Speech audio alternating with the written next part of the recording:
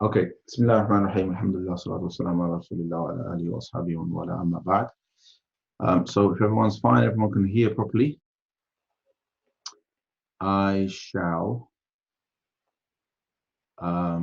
begin, inshallah.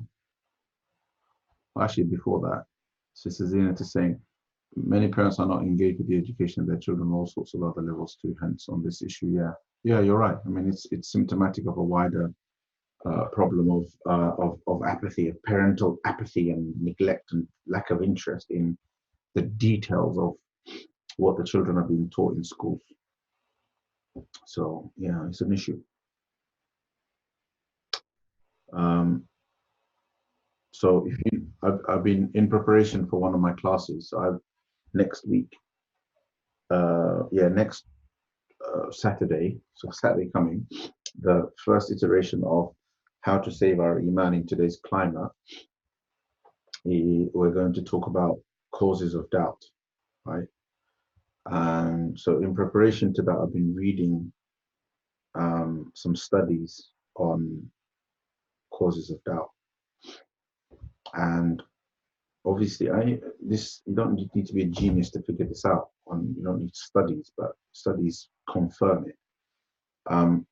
But obviously, one of the big problems is the fact that actually a lot of people who are millennials in the West, first of all, there is a disproportionate. So millennials are far more likely to develop an ideological mindset that makes them much more susceptible, if you like, to doubts about religion. And there's a number of factors, there's a number of reasons for that. And obviously, the clash of ideas and finding certain aspects of Islam incongruent and incompatible with what to their minds is a greater worldview, which is the liberal worldview, right? Even they won't admit that that's a greater worldview, but what they're basically doing is they're so indoctrinated by the liberal worldview through school, through university, even through television, media, etc., that through human rights discourse, through through rights discourse, etc., that they don't regulate their liberal ideologies through the lens of Islam. It's the other way around. It's like Islam is valued through the lens of these other values. So as a result, when they find that something of Islam is incompatible with liberal values, Islam is the one that gives way. Islam gets abandoned. So there's a big question around how has this happened, and what is lacking in their upbringing and their Islamic education that results in this tendency. So statistically, people who are millennials, I think that's what 1988 to people who are born between 1988 to something, isn't it? Right? People who are millennials are far more likely to end up leaving their religion, and therefore Muslim. The studies I'm reading are specifically about Muslims, right? They're far more likely to leave Islam and most likely choose atheism, like abandon religion altogether, than people who aren't millennials, people who were born before. So like my age group, you'll hardly come across anyone, right, who has left the deen. I don't know anybody that I've grown up with. But people who are kind of between 20 and 35, the closer to 20 they are, the more common it becomes for them to be for them to have doubts about Islam, having left Islam, to being homosexual and LGBT, or being extremely secular minded, and these kind of things. And obviously there are reasons for this. Yeah, and a lot of it is to do with just exposure to a powerful narrative with no investment in countering it through an Islamic alternative. If anything, most of their exposure to religion is through their parents, through imams who've been brought up back home, and therefore a lot of it is completely contradictory to their lifestyle in the West. It doesn't come from an understanding of Western life, and nor has it ever addressed Western life. It's addressing concerns that are to do with India, Pakistan, Bangladesh, and the Arab world. Nothing to do with life in Britain. How many khutbahs are about stuff that young people face here, for example. So you have a massive problem. I read a statistic today that it's forecasted. So there's a positive and negative statistic about growth of Muslims by 2050. The negative statistic is, the positive statistic is X millions of Muslims will convert to X. It's either three. I can't remember the number now, but it's either 3 million or it's 1 point something million people will convert to Islam, right, between now and 2050. But 800,000 people will leave Islam.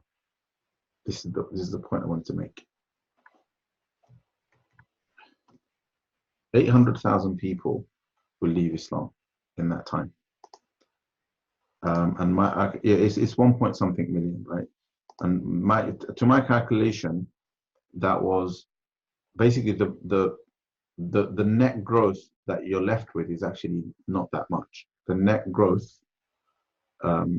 of people coming into Islam is not substantial. There's a substantial number of people that will come into Islam globally. Most of the growth is going to be what we call organic growth, i.e. from birth rate and fertility rate. The statistics do not take into consideration the number of people born into Islam who will leave Islam. In America, that is currently at 23%, the number of people who will leave Islam or born into Islam. But in America, 23% of the community is also convert. So there's no net growth. Is it conversion does not grow the community net. So the thing that will grow the numbers will be higher fertility rates. However, that does not. None of the statistics don't predict what number of the born Muslims will end up outside of Islam. And based on current statistics, it should be 25%, which is an awful number. But that's the reality. Statistically, at least, that's the reality at the moment. Unless we can do something about it, unless we can stem the tide. And it's got nothing to do with weaknesses within Islam. It's just to do with ignorance. It wasn't my intention to talk about this, by the way, but it's an important issue. It's something that's really bothering me. It's very difficult to define, Sister Zina, it's very difficult to define liberalism in one sentence. But to put it simply, generally, the tendency in liberalism is to be open about new things, right? So to be much more open-minded about new ideas, about new changes in society, and to be much more skeptical about norms. So liberal people don't tend to be normative. They don't like sustaining assumptions about the past and cultural norms and things like that. They like to constantly try new things. and they generally tend to be more pluralistic and more accommodating of others because they're open, as opposed to conservatives who tend to be much more normative. You know, they tend to stick to a set of inherited norms a lot more rigorously, right? So hence they're conservative because they're more conserving of. They tend to protect things that they have inherited from the past. Whereas liberals explore freedoms, hence liberty is freedom, isn't it? So they see themselves as much more free. So generally, since the modern era has kind of been defined by a shift towards liberalism. In fact, modernity, I think by definition, modernity is the abandonment of previous norms. So things that were seen as normal before, modernity abandoned them, right? And introduced new ideas, new things. And then post-modernity, modernity is seen as like, you know, like the 20th century is modern. But then what happened is post-modernity came in, and post-modernity became a kind of abandonment of modernity as well. So you end up with an even greater kind of level of chaos. So essentially, everything of the past, you know, is seen through the eyes of everything in the past is basically baggage, right? You don't need to stick to it. And that includes religion, and naturally, therefore, it means that for over a century now, global attitudes have been exponentially anti-normative. That means they've been anti-religious, because what are the norms that we inherit?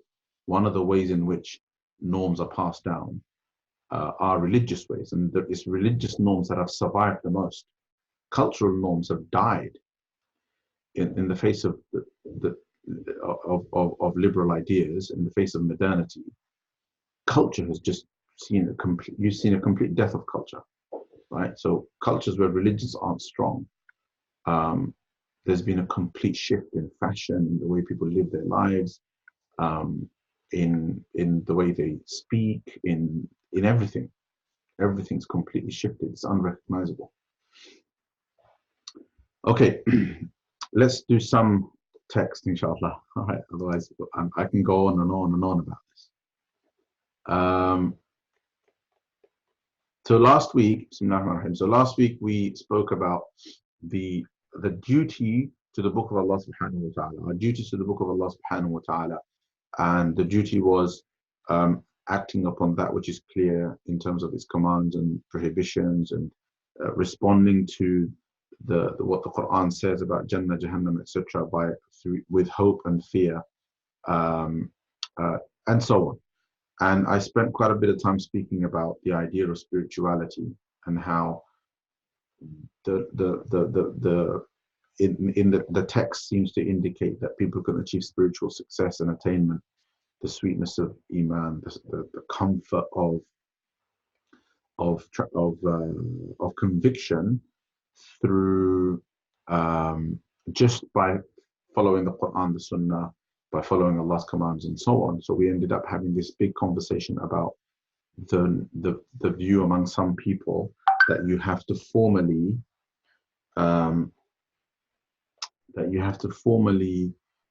subscribe to a particular spiritual methodology in order to attain spiritual success.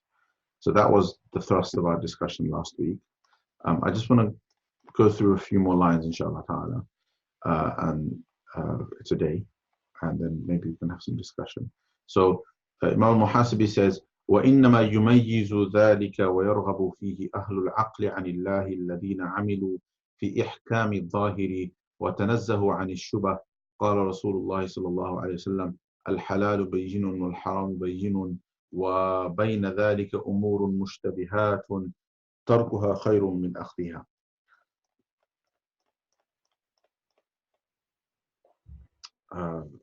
فافحص عن النية واعرف الإرادة فإن المجازات بالنية. قال رسول الله صلى الله عليه وسلم: إنما الأعمال بالنيات وإنما لكل امرئ ما نوى. Okay, stop there.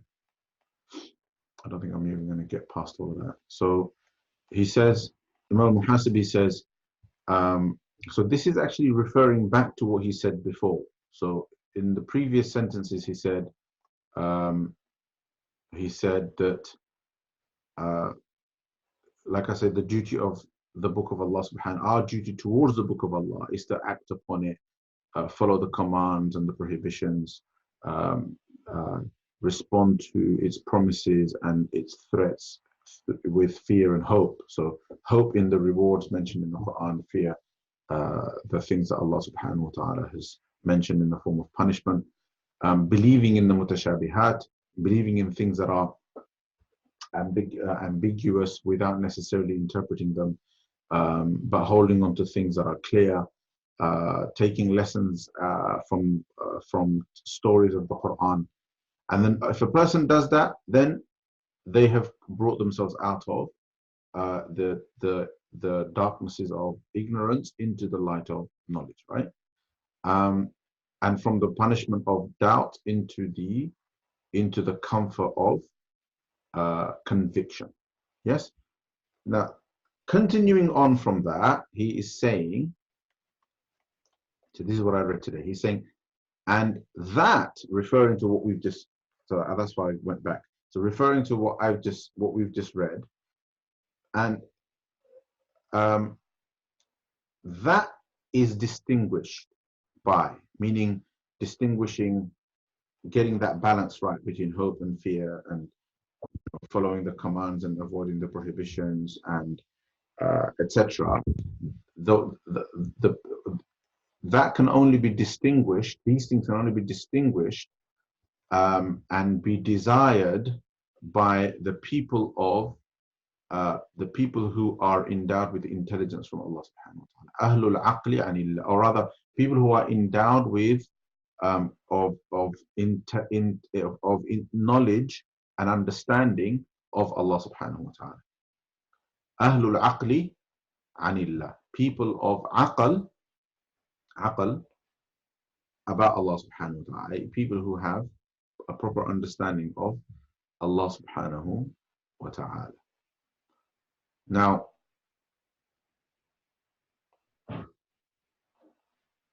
so that's the basic idea, that there is a certain level of understanding of Allah subhanahu wa ta'ala.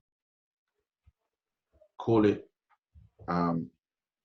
this isn't necessarily, this is a mixture of what we believe about Allah subhanahu wa ta'ala, but also a kind of knowledge of what Allah subhanahu wa ta'ala, not just who Allah is and what we believe of him, but also a knowledge of what Allah subhanahu wa ta'ala wants from us, how he wants us to behave, how he wants us to act, how he wants us to be, how he wants us to think, how he wants us to, what kind of worldview he wants us to have.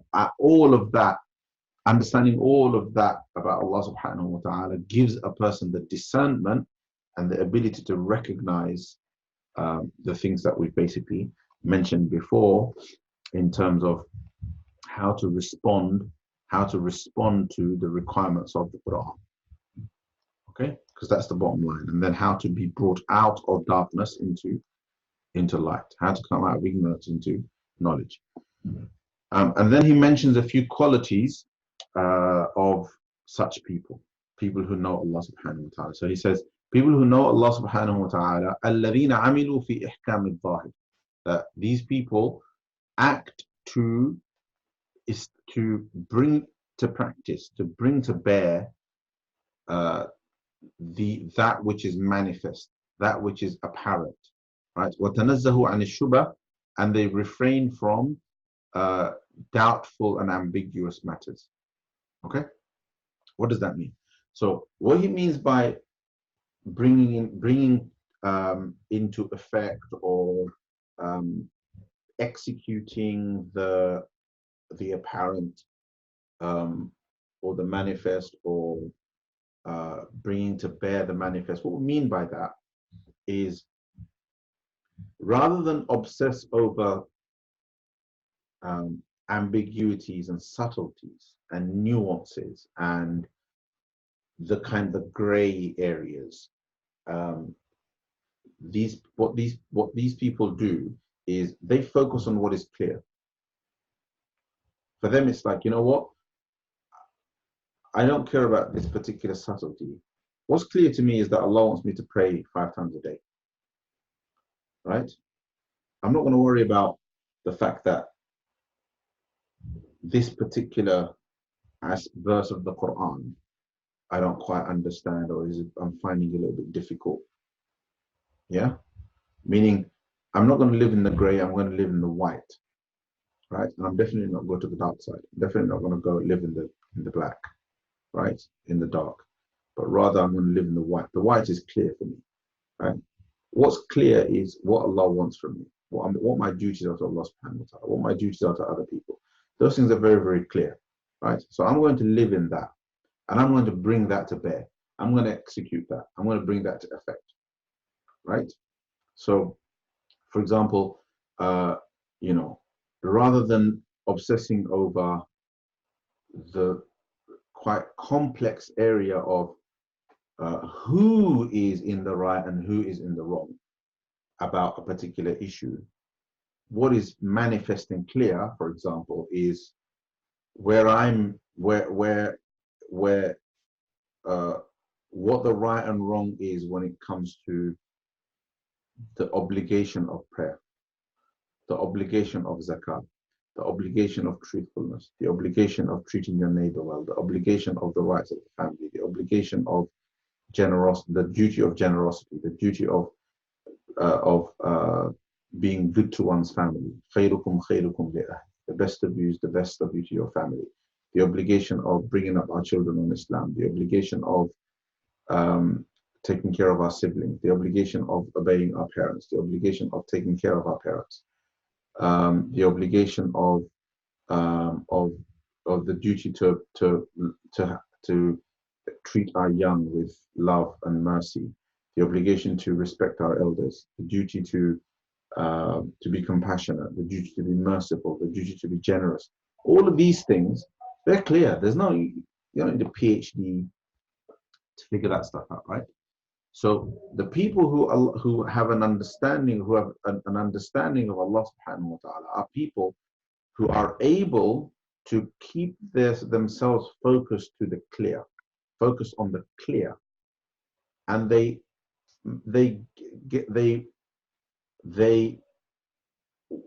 get that ticked off first. It's like these are the things that Allah subhanahu wa ta'ala clearly wants from me, right? These are the things that Allah subhanahu wa ta'ala clearly doesn't want from me. I'm going to make sure I do these things, right? I'm not going to get caught up in matters that are unclear. So tanazzahu an shubha, they refrain from matters that are ambiguous, unclear, doubtful. There's a number of layers to that, to what that means. We touched on some of it, right, last week. Let's just go through a few more and give you a few more examples. So the doubtful. So number one, there's matters of theological perplexity, things that are in our theology, or they are unclear, ambiguous for a number of reasons. So one example of that we discussed last week, which was something in a verse of the Quran that is ambiguous, either because Allah subhanahu wa ta'ala didn't tell us what it meant, like alif lam mim. We don't know what that means, right? But in your pursuit of clarity, in my pursuit of clarity, I'm obsessing over, I'm reading pages and pages and pages and pages over what alif lam mim means. That's the definition of somebody who obsesses over the ambiguous. Because if you're from the first category of people who focus on the clear, then you would realize very, very quickly that Allah subhanahu wa ta'ala didn't tell me the meaning of that. Allah chose not to tell me the meaning of that. So why do I need to pursue it? And how is pursuing that going to help me? Right? There's this famous issue that's recently, in the last 30 or so years, has been made very prominent by some groups, especially, for example, the Salafi group. And I don't necessarily say that as a criticism. I once used to be quite critical, but I don't mean this as a criticism of the issue per se, but I do want to highlight the attitude. So what so this idea of, does Allah have a hand or Allah doesn't have a hand? Does where is Allah, etc. These are things that fall into the domain of the ambiguous, right? There's some debate about what exactly is meant by that, etc.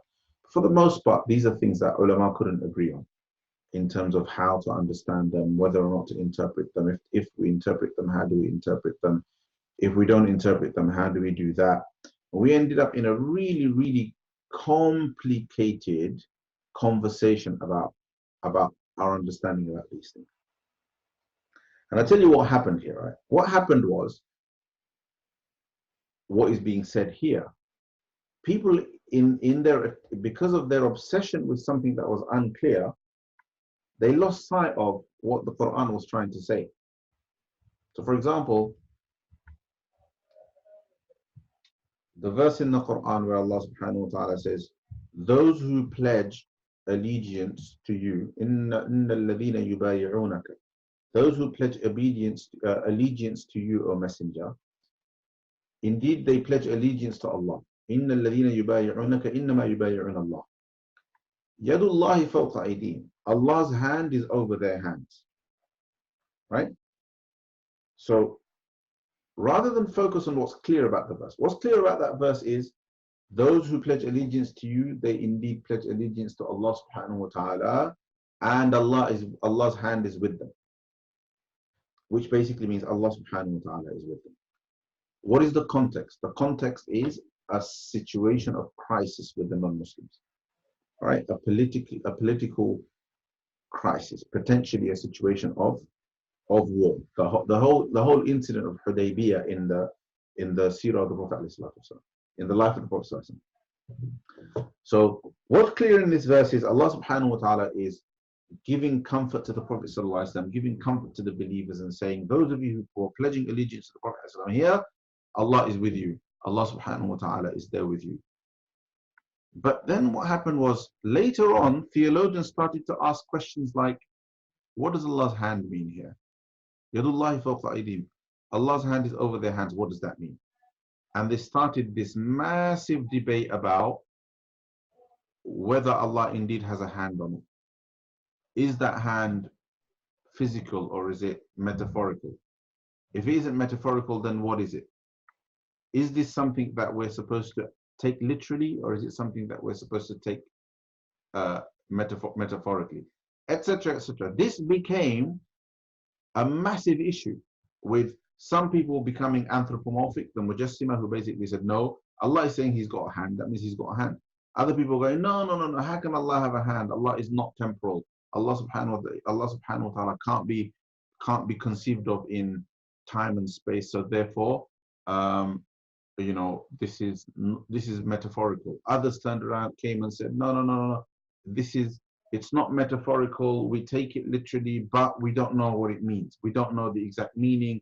Other people came and said, oh, but that's too complicated, we should interpret it. It's permissible to interpret it because in the Arabic language, the Arabic accommodates a kind of interpreted meaning, etc., etc. You ended up with this massive issue. The funny thing is that in the middle of all of that, right, all Allah was trying to say is, when, and it's an incident in the past. It's like when those people under the tree are trying to pledge allegiance to the Prophet, Allah is with them. That's it. That's all Allah is trying to say. Right? So this massive war of ideas and interpretations basically is because people want to obsess over the ambiguous. Was it the intention of that verse? Is the context of that verse a context in which is obvious from the meaning that this verse, in this verse, Allah is trying to tell us whether he has a hand on it? It's not. The same thing is true of of many other verses. Right? Allah subhanahu wa ta'ala is expressing some aspect of his majesty by talking about his throne and how he established himself on the throne. Take what clearly comes across from that verse and don't and let it be. People are like, no, Allah established himself on the throne. How? If Allah established himself over the throne, what is he? How is he in relation to the throne? Does he sit on it?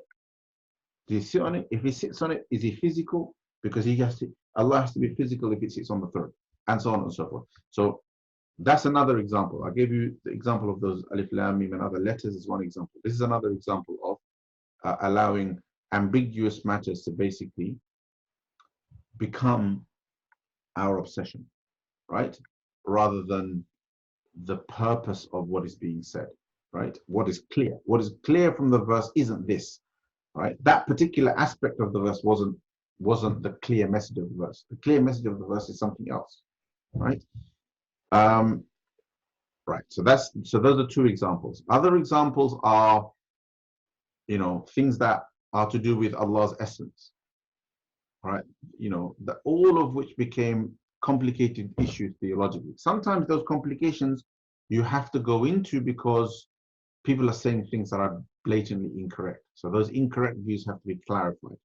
On the other hand, if you're not in the field of rectifying incorrect beliefs, then there's no need for you to go into it, because it has absolutely nothing, it plays no part in your fulfilling your duty to Allah as a Muslim, as a believer, right?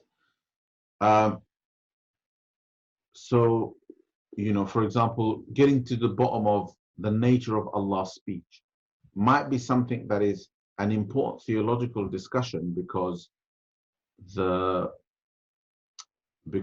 there were the Mu'tazila, or a particular sect in the past, 1,000 or so years ago, made an incorrect statement about it.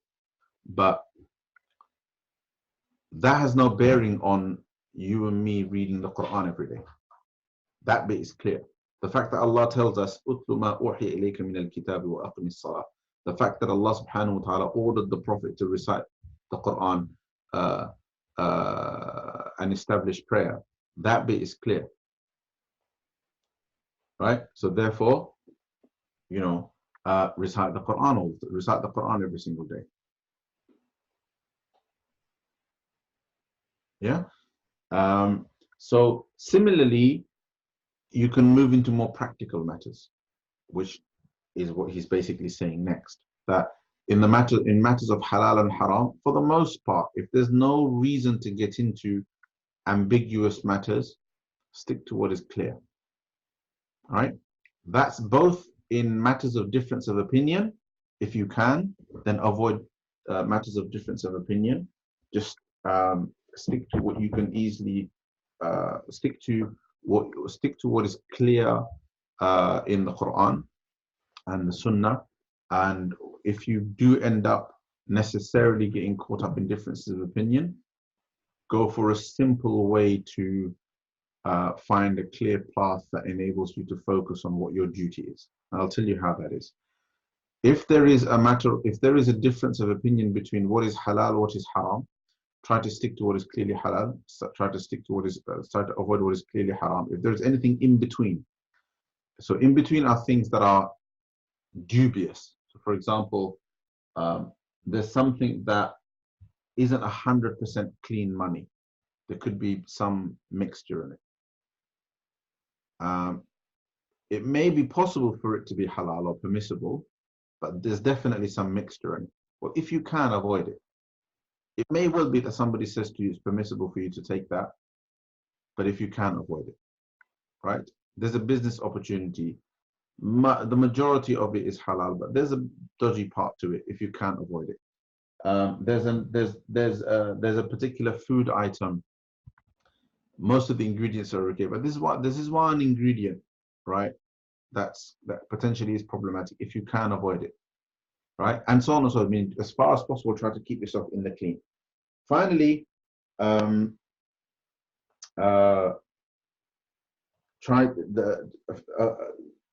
avoiding ambiguities by this is related by trying to maintain a higher level of precaution, prudence, and what we call scrupulousness, right? So you totally keep yourself above all things that are doubtful, and you try to practice your deen in the best possible way, right? And therefore, not only are you doing your fara'id, but you're doing your sunan and your mustahabbat. Not only are you avoiding the haram, but you're also avoiding the makruhat and the things that are makruh tahrim, and makruh tanzihi. Because things that are usually makruh tanzihi, because of some element of ambiguity, it's declared as makruh tanzihi, either because Allah subhanahu wa ta'ala actually doesn't like it, or hasn't declared it haram but still dislikes it. Allah's messenger hasn't declared it haram but still dislikes it. Or because there's a difference of opinion about whether it is haram or not. And therefore, because of the difference of opinion, it was declared makruh rather than haram. That's a seriously doubtful matter, right? So why would you dabble in it? Does that make sense? So this is another example of where we stay away from matters that are doubtful. So to make that point, he quotes a hadith of the Prophet ﷺ. It's a famous hadith. الحلال بين والحرام بين وبين ذلك أمور مشتبهات تركها خير من أخذها. That the halal is clear, the haram is clear, and in between that there are doubtful matters. And then he adds that leaving the doubtful matters is better than delving in the doubtful matters, or doing the doubtful matters. The hadith actually is longer, so other versions of the hadith are longer, and they actually clarify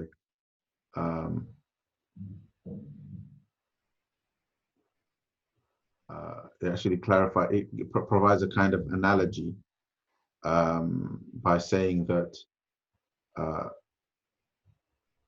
that كالراعي حول الحمى, that if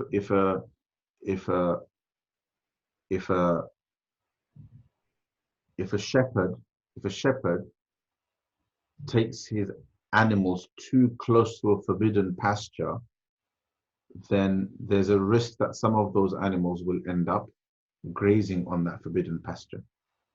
So in order to avoid the forbidden pasture completely, he needs to keep his animals at a safe distance. He needs to have a buffer. He needs to keep the animals away at a safe distance, right?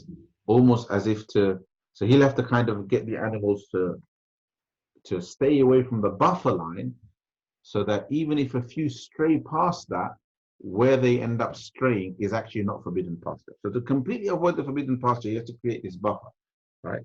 So the buffer for us is things that are like doubtful. There's a difference of opinion about something. Is it halal? Is it haram? I'm thinking, since there's a difference of opinion, I'm just going to go and do it. That's the buffer. That's the buffer zone, right? The only people that truly are able to stay away from haram fully are the people who commit to also trying to stay away from things that are doubtful, like those sheep. The only way that the shepherd can guarantee that they don't end up in the forbidden pasture is if he creates a buffer, and the sheep are staying away from the buffer zone as well. And then the hadith kind of concludes with "Ala inna himallahi maharimu," that the haram of Allah, the forbidden acts that Allah subhanahu wa ta'ala has made forbidden, that's Allah's forbidden pasture, where you never go near, right? Anyway, so last thing I'm going to say is, and this inevitably people end up asking questions about this, that when it comes to matters of difference of opinion, what about following madhabs, and what about following schools of thought? What do we do about that? So maybe I'll talk about that in Q&A if you want me to, right? But I'm just going to finish off this final line, these final 3 lines. And so that was about, staying in the clear, in the clear halal, avoiding the clear haram, and trying our best to avoid the things that are ambiguous and unclear. Now, the next thing is فافحص عن النية واعرف الإرادة فإن المجازات بالنية قال رسول الله صلى الله عليه وسلم إنما الأعمال بالنيات وإنما لكل امرئ ما نوى. This should be clear cut to everybody. And always examine the intention. Therefore, examine the intention.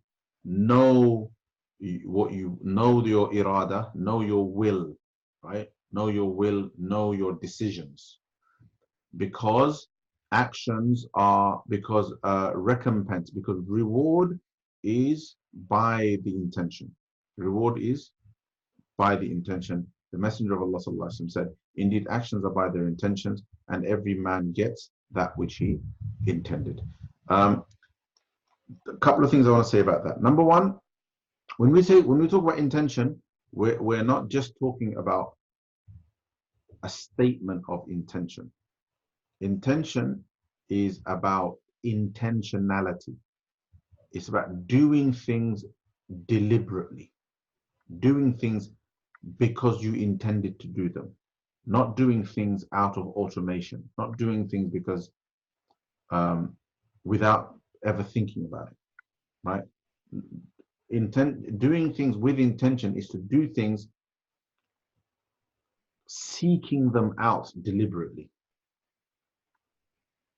That's a really hard thing to achieve, but that is the intention. That's why he's using the word fafhas. Ifhas is a word that's used for medical examination, for research, right? Examine your intention means that be very clear about your intention while you're doing something. So on the one hand, it's about intentionality, i.e. doing something deliberately. Two, it's about motive. Make sure we have the right motives, the right motivations, the right motives and motivations, right?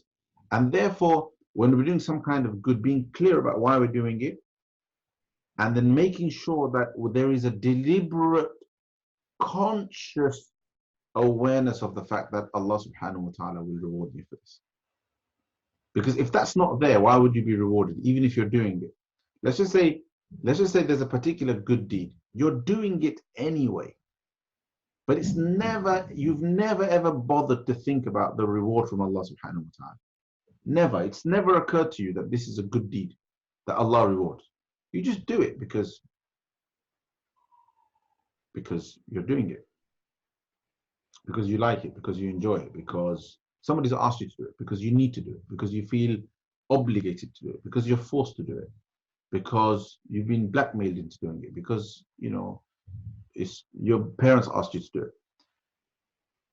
Well, while it may well be a good deed, while people may say this is a good person, while you may feel a sense of accomplishment and fulfillment of duty, while your parents may be happy with you, while people may be grateful to you, those are all relationships other than Allah. You've not established a relationship between you, the action, and Allah subhanahu wa ta'ala. So why should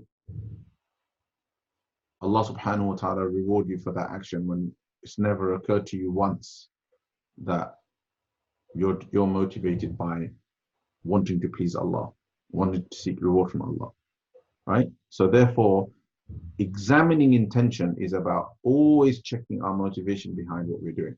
And this is why, saying words, like starting things with Bismillah, starting things with a particular dua, etc., etc., these things are important habits, because habitually what they do is they connect action to Allah, and therefore they connect action to a reward from Allah subhanahu wa ta'ala. Okay, so examine your intention, know your decisions. So intentions is also about decision making, right? I'm making a decision. Why am I making it? Right?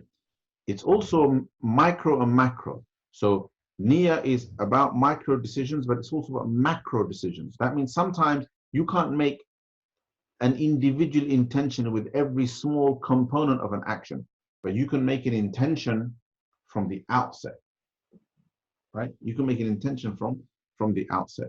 Every single day when you go to work, you might not be able to make a fresh intention. If you did, it would be good. But when you took that job, you can have an intention that I'm doing this because Allah subhanahu wa ta'ala has given me the duty to to take care of the needs of my family, to provide for my family. That is something that Allah subhanahu wa ta'ala rewards. That is something that Allah subhanahu wa ta'ala is pleased with. That is something that Allah subhanahu wa ta'ala blesses, etc., etc. And if I do well, then I will also give in the way of Allah subhanahu wa ta'ala, etc., etc. That you think through the motivation at the macro level at the outset, right? So that in the daily nitty-gritty of your actions, you don't necessarily have to revisit and think about that, but your motivation all the time. But when you do that, it becomes necessary then to regurgitate intention, to every now and then revisit motivations. So we need to move away from a simplistic notion of intention, that intention is about making a statement. Intention is all of those things, right? It's doing things deliberately and intentionally, checking our motivations and our motives behind things. And then sometimes it's also about planning with intention, and that's about visiting our aspirations, planning ahead to do good deeds. Does that make sense, inshallah? Okay, so we'll stop there. If anybody would like me to explain things like this whole issue of matters of difference of opinion, then I will explain it. I'm a little bit hesitant to go into it because I've had this discussion so many times. Okay, so Q&A, questions, any questions, whatever you want to ask. Yeah, so in current society, those who stay away from doubtful are often described as extreme in their conduct. There's two things here to say. One, the second part of today's discussion about intention should make what other people think irrelevant, right? Because we're doing it for the sake of Allah. Also, the fact that we're staying away from the doubtful is personal and private to us. So therefore, why should people even be commenting about it? People shouldn't even know. People shouldn't even know. Literally, they shouldn't know. Because it is entirely, because you're doing it completely for the sake of Allah subhanahu wa ta'ala. We don't have to turn everything into da'wah, right? Whenever you do something, it doesn't have to be glaringly obvious. Whenever you talk about a good deed, it doesn't have to be glaringly obvious that you do it, right? That you're doing this. Da'wah doesn't have to be by advertising, nasiha doesn't have to be by advertising our good deeds. So therefore, why should people know that you stay away from the doubtful? All right? So, and if they have to know, then because it's something that is public, it's your job, you've avoided taking a number of jobs and that's been an issue in your family, well, you just have to check your motivations, etc. Having said that, avoiding the doubtful shouldn't put you in impossible situations either. So if something becomes difficult, then it becomes necessary to avoid unnecessary difficulty. So sometimes something sometimes something may be doubtful, but necessity overrides it. And that's a question of judgment, and you might have to go and consult somebody about it, right? And go and speak to a scholar, so that in a matter that is potentially doubtful, you are not the one that's making the decision, but you're giving the decision to somebody else who can be objective about your situation. But for the most part, it should be something where your intention is key, and for that reason, it doesn't matter what people think in terms of your conduct. Sister Sophia, good deed should be secret. Yeah, you've answered my question. Thank you. Family doing something that you do not partake in. Family doing something that you do not partake in is a difficult one. Yes, you're right. That's a good example that a lot of people face. It depends. It depends. So, is it doubtful because it's a matter of difference of opinion among scholars? Is it doubtful because it's a petty issue?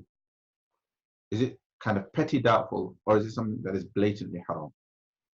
And what do you stand to lose? Meaning, when you disengage from something that is doubtful, the doubtful that you're avoiding, let's just assume, so there's a lot of what we call weighing up and negotiating in some of these types of issues. But when it comes to communal matters, when it comes to matters to do with family, society, and so on. So you personally avoiding something that is doubtful results in a public harm. So suddenly you're left with this weighing up. Your personal preferences based on avoiding something that's not necessarily a sin, but just a matter of preference, shouldn't result in harm against somebody else. It's one of the reasons why if a person is doing a job that is haram, ulama don't say to that person, you're doing a job that is haram, you have to give it up immediately. They say to them, you have to immediately start looking for an alternative job, and then give this job up when you've managed to find another job, right? Why? Because of the fact that in this situation, this person is going to end up harming himself and harming his family. And it may well be that he is unable to live from an Iman point of view, that he is unable to live with the consequences of the decision that he has made.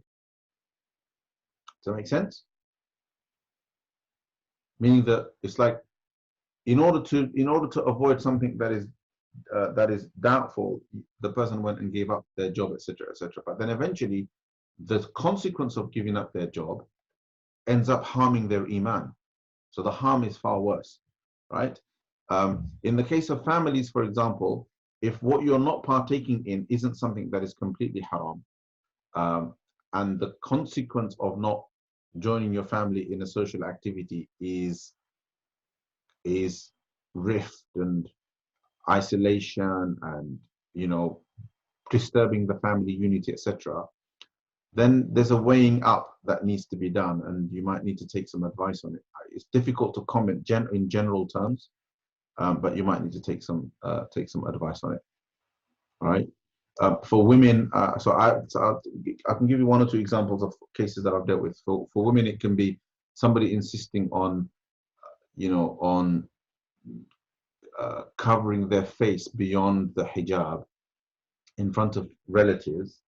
That's causing a kind of discomfort or embarrassment to parents and so on and so forth. Well, that kind of insistence is fine, provided that a person is really, really committed to the idea that the niqab is obligatory. But if they're not really committed to the idea, like they're flexible when they want to be, right? You're flexible at work, etc., etc., then there is a case to take the lenient view, because ulama have allowed it, to take the lenient view in the interest of maintaining kind of harmony in the family. Right? Does that make sense? But if it's something that is categorically haram, right, to the extent that there's no leeway and your family is insisting that you do it, then you don't do it for them, right? And they have to understand. So it really depends, right? So remember, we're talking about making compromises in the doubtful. We're not talking about making compromises in the haram. Yeah? Compromises in the haram can be justified sometimes because of extreme necessity, right?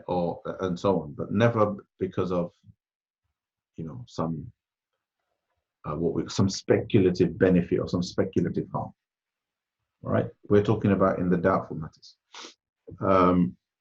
Mazin, your question is, in relation with what you've spoken about today, how would you advise we approach seeking knowledge, and specifically classical training about fiqh and aqidah, which by their nature will contain large discussions in doubtful matters? Okay. It's a very good question. It's very specific, probably to you. Are you planning on studying, Mazin? I'm sorry if I look like I'm looking away. I'm looking at my second screen. My other screen's sort of blanked out. Yes, okay. So let's come back to this question. All right, so about studying. So number one, um, when it comes to studying, obviously two things from our discussion today apply to the question of studying. One is these these complex matters in theology. Number two is the differences of opinion in jurisprudence. Now, of the two, the difference of opinion in jurisprudence isn't necessarily exclusive to the student of knowledge. They affect everybody, which is why I kind of left the door open saying, if you want to ask me questions to understand that better, then by all means, I don't mind answering questions on it. So when it comes to questions of Islamic jurisprudence, I actually have an existing video on it, which at some point I need to move over to the Mawarid Lifestyle website. At the moment, it's still on the Ibrahim College website, about following madhabs and things like that. And on the EC website, there's also some articles as well about this. At some point, inshallah, I'll republish them onto the Mawarid website. I was actually, the reason why I haven't done it yet is because I wanted to do another edit of the articles. They're quite big, it's about 8,000 words. In fact, I was thinking about kind of finishing the off as a book. Time is an issue, obviously. So fiqh affects everyone. The theological issues probably will affect students of knowledge, which means that when it comes to formal study, this is where you kind of have to study everything. Meaning, you have to separate your intellectual pursuit of knowledge from your practice. That means that when you study all four madhabs in fiqh, it doesn't, for example, in your study, it doesn't mean you practice all four. You still practice one, right? But you study all of them. You separate practice from seeking knowledge, from intellectual endeavor. The only time where you shift from one to the other is when your intellectual pursuit personally convinces you with beyond a shadow of a doubt, and you learn how this happens, beyond a shadow of a doubt, right, that another opinion that you haven't been practicing is more correct than the one you have been practicing. But you have to wait until you get to that point of conviction. Does that make sense? And you have to know what that level of conviction has to be based on. So for example, it can't be arbitrary. So for example, an average Joe decides, well, I've been told that hadith in Bukhari is more authentic and it goes against what I've been doing. So I'm just going to go ahead and I'm going to change. That's completely arbitrary because you just changed based on what somebody else told you. No, it's when your own independent examination and study of an issue with all of the necessary prerequisites, right, convinces you that something else is, and as well as a comparative examination of all of the opinions convinces you that another opinion other than the one that you have been following is correct, then you change your practice. Otherwise, you learn all of them for the sake of your knowledge, right? So knowing and practicing in seeking knowledge are two different aspects. The other important thing I want to say to people, I can't say too much because it'll be turned into a big lecture. The other thing I want to say to seekers of knowledge is make sure that your study is systematic. Systematic means that there is an order. Traditionally, the order of learning tends to be you learn for your personal practice first, and you establish your amal, you establish your practice. That's when your learning is the most prescriptive. So for example, right in the beginning when you learn your salah, chances are you're not going to be told, there are 12 fara'id of salah in the Hanafi madhab.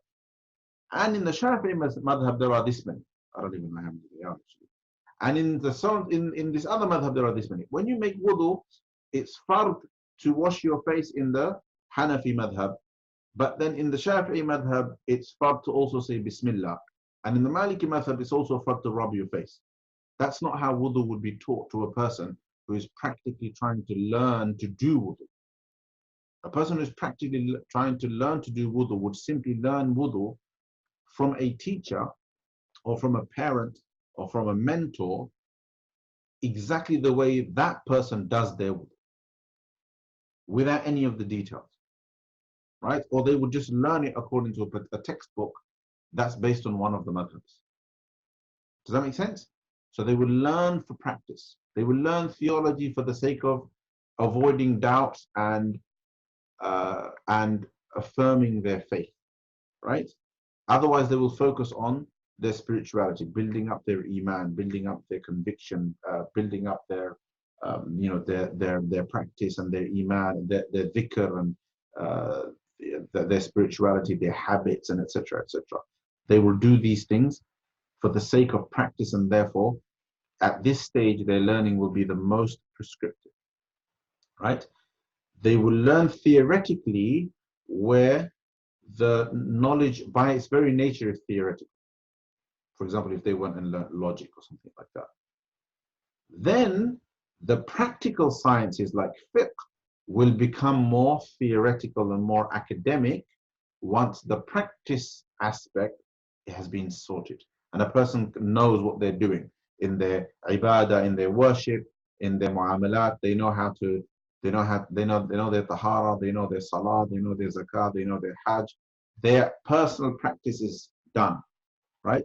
Then they will move on to a more theoretical level of knowing, where first they might learn different opinions within a particular school. Then they will learn comparative schools. Then they will learn evidences of all of the schools. Then they will start looking at which verses are connected with which opinion, which ahadith are connected to which opinion, what are the different interpretations and how that led to difference of opinion. Then they might go and study what are the different principles based upon which interpretation is done, and so on and so forth. Meaning there needs to be this systematic curriculum-based approach to seeking knowledge, otherwise it will lead to confusion. So that's number 2 or 3, I can't lost count now. And number 4, knowledge needs to be from people of knowledge. You need to learn from teachers. You need to learn from people who have learned from people who have learned from people who have learned from people. That's really, really, really important. Otherwise, you end up self-studying, you end up bouncing around, you end up with no consistency. In order to become firm in your knowledge eventually, you need to follow a well-trodden path, right? So go and learn based on a well-established curriculum, whether it's the Indian curriculum or whether it's the Syrian curriculum, or whether it's the Azhari curriculum, but a well-established curriculum. If you're seriously seeking knowledge, make sure that you develop a strong competency in the Arabic language first. If any of you ever go to seek knowledge, don't accept any compromise in your competency in the Arabic language. And by that, I don't mean speaking fluently. By that, I mean being textually competent in your Arabic language. Your Arabic is totally useless if you speak fluently on the street, but you can't study a classical piece of text, or you can't understand a classical piece of text. You might as well not have learned it, right? Because it's not going to do you any good as far as your religion is concerned, because you can speak the Egyptian dialect. Okay, so you cannot compromise on textual competency when it comes to classical Arabic. All right, that's your first step. Okay. Finally, avoid learning from people. This is a personal piece of advice. I'm telling you this. I've been in this. I've gone through the lot, right? Don't get caught up in the refutation game. Doesn't matter who you're learning from. Don't get caught up in the refutation game. And everyone does it to an extent. If you've heard this from me and you go and you seek knowledge, and then you get into the refutation game and you get into the business of who's on haqq, who's on batil, especially when it starts to get granular and at the micro level. So you're making smaller refutations and smaller refutations. It starts with the Sunni Shi'i divide, but then starts working its way down to your local groups. If you get caught up with people who are teaching you knowledge with that kind of framework, you're with the wrong crowd. Okay?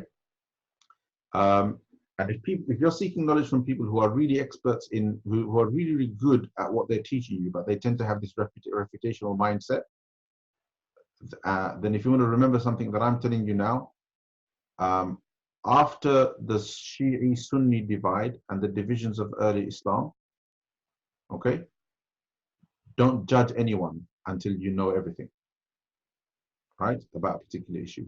Don't allow somebody else's word to cause you to judge somebody else or judge anybody as deviant, misguided, dalun, mudil, and all these terms that are used, or mushrik or mubtadi, etc., until you know all of the facts from both an oppositional perspective as well as an empathetic perspective. That means, let's just say you go and study like I did. You go and study among Deobandis, right?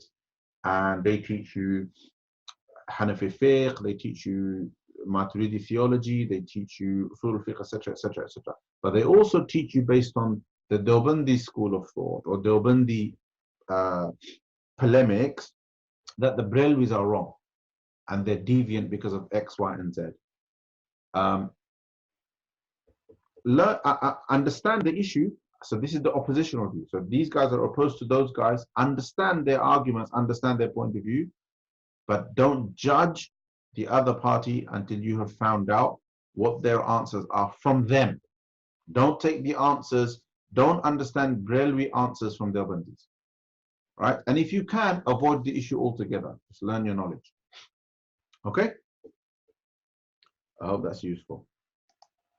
Are you guys all still here? Yeah, you are. Okay. Navi Javed, do you plan on teaching a theology course whilst I fully accept leaving the Daven? Because sometimes non-Muslims might try to catch you out by asking us, where is Allah, or is the Quran created word of Allah? And if you do not understand the question, make us that. I could do. Should I teach a theology course? Yeah, inshallah. I have taught theology courses before and I have prepared material on it. So it's a fairly straightforward thing for me to do. But I will survey first if other people are doing it, like Iran College and others. Because I did kind of want to not reinvent the wheel and let others do what they do. But yeah, if it's not happening all that frequently, you guys can let me know actually. Then I'll consider it, especially if it's live. But I've told you guys about this before. When it comes to courses, I need to find ways to keep things sustainable so that I can keep it going. That means if I run a course, I need people to sign up. I'm not a great marketing person. Sister Sophia, apologies not answering the right question. Okay. I've been considering any chance you can share. Oh, can I share a link to the article on EC, Muhammad? Yes, I can. Inshallah. What other questions have we got? And finally, Sophia said, need to learn Arabic, only pick up words interested in spoken Arabic. How about teaching leadership course? Yeah, I thought about that, but that'll come further down. I have dabbled in leadership a while back. If any of you want to help me with any of this, it'll speed things up. Some of this stuff I have to do on my own, so you have to kind of wait until I get around to it. But things can get sped up if other people are helping. But I have to. My focus right now is to deal with this, is to teach this the faith courses and spirituality courses first, then a couple of Islamic lifestyle courses centered on the family. It's really, really important. They're all connected. So I'll be teaching something on upbringing, on parenting and bringing up children and nurturing children on Islam, which is kind of connected to the whole question of faith and protecting people's iman. Then there'll be something that goes back to the foundation of the family, which is marriage. All right. And then I'm going to run a couple of mentoring type programs. Once these things are settled, especially a course on mentoring youth. Once these things are settled, I'll start looking at doing other courses, inshallah. And obviously, the more live courses, I can only do a certain number of live courses at any one time. The more live courses I end up doing, so live courses will get queued up within a particular time commitment per week. So if I can only teach 6 hours live, for example. So the way I organize the course is 6 hours live is 2 courses running concurrently per week, which is roughly what I'm doing now. So this I don't consider a course. This is a halaqah, right? So I don't have to spend hours and hours and hours preparing for this, whereas I spend quite a lot of time preparing the how to predict our iman in today's climate course, especially certain topics within it, like matters of doubt, what causes doubt, and certain other issues I had to put quite a lot of prep into. So that will be probably 2 courses at a time. So then live courses I'll queue up in that time slot, basically.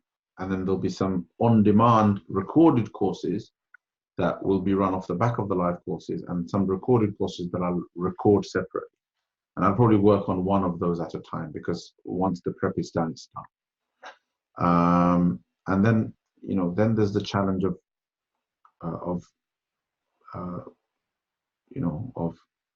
writing and reading and studying to keep all of this going. Okay, so make dua, inshallah. Need barakah in time. Let me just share that link while I'm here. Ibrahim College's website was down briefly last week. I hope it's up now. Yep, it's up. So they have an articles section. It's called Let's Agree to Disagree. So it's on an old magazine website that Ibrahim College used to run. Well, I used to run it, but it kind of stopped. This is one of the only kind of big articles, one of a few that I never published on Mawarid Lifestyle. There's 3, by the way. There's 3 of these. So when you go to this website, you'll find that there are 3 episodes, if you want to call it, 3 articles. Hold on, I haven't posted that to everyone, have I? Here you go. Okay. Right. So I'll see you all next week, inshallah. Yeah. Yeah, I should move that article over to the website soon.